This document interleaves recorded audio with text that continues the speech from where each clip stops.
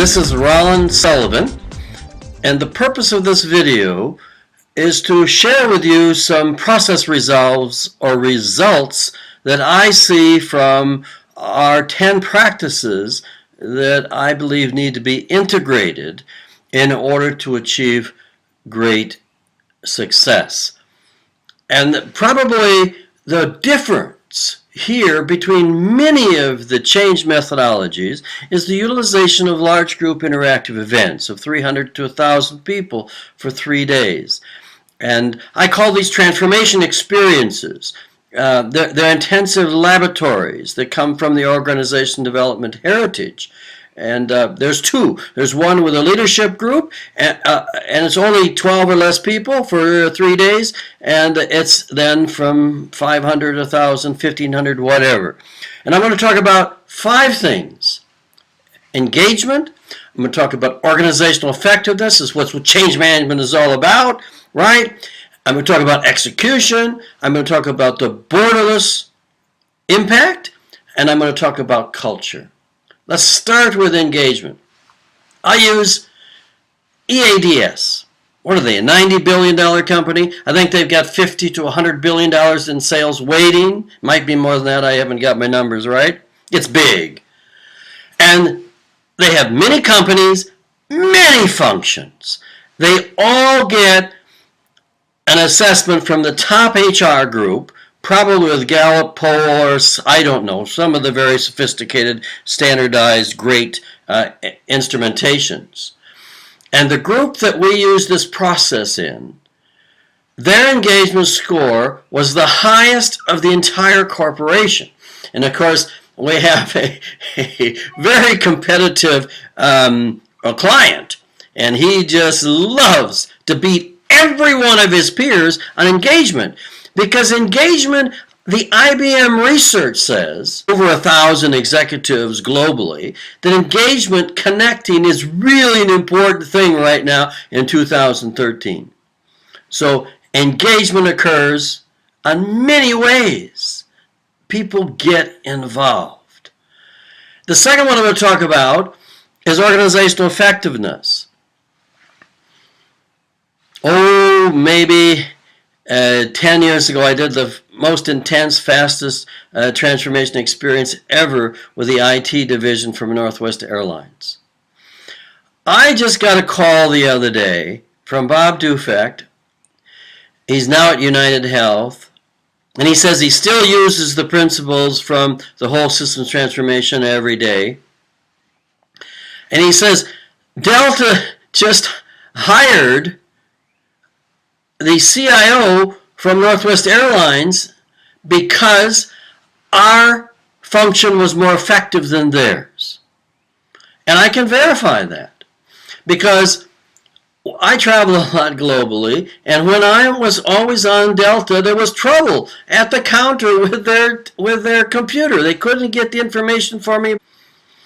And I asked them recently, I think it was in Dubai, and I asked them in Korea, I says, how is the technology working for you?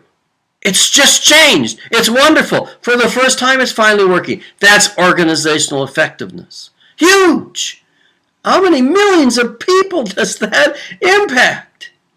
Next one I'm going to talk about is borderlessness.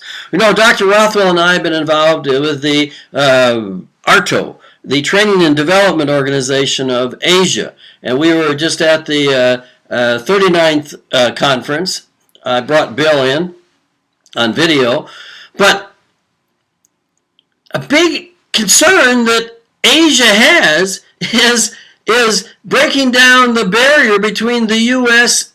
and Asia, or Australia in Asia.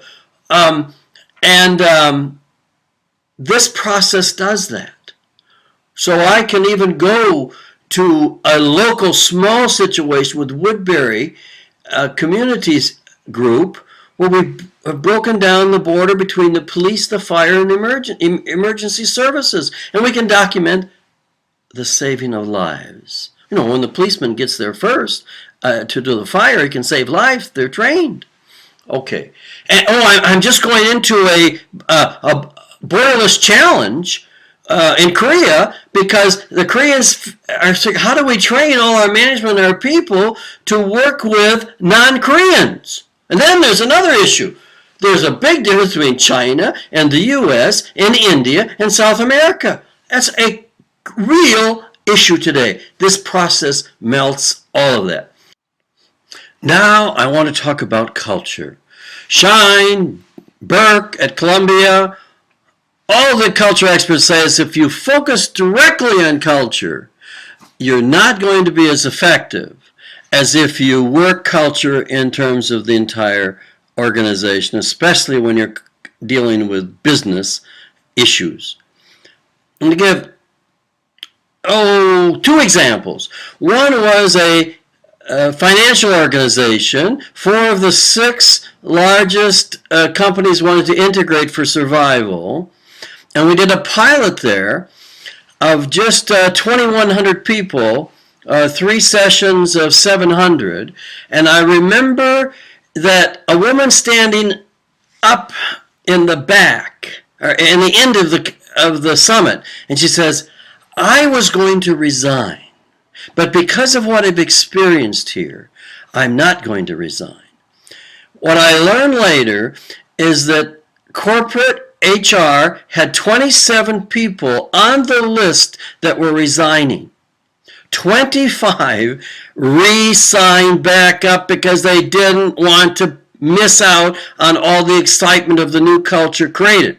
Now, the 2 that were leaving, one spouse was moved to Canada, and so they had to follow them, and I forget what the other one was.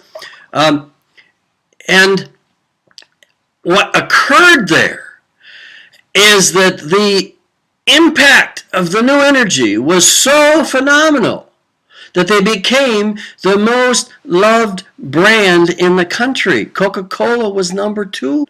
Second case, and this is Edgar came to me and he says, help me, my CEO wants to change our culture, and I went out and did research, and I learned that it took 3 to 5 years. I went back to my CEO, and he says, no way, you go back and find somebody to do this fast. Well, he found me. We changed it instantly. We went to a board meeting, I would say 6 months later, we're challenged. Why did you bring all these people into Minneapolis? Because then we brought 250 people on airplanes. And we had 50 support people from corporate. And the second guy in charge got up and said, look, you've been asking us to move this number here for years. And look, it's just jumped millions. And we believe the cultural change that we just occurred made that difference. There was no execution plans. They just turned the executives loose, and they went off and created their own sloppy large meetings, engagements, experiences, but they got their people involved and had a new, alive, exciting culture. Thank you.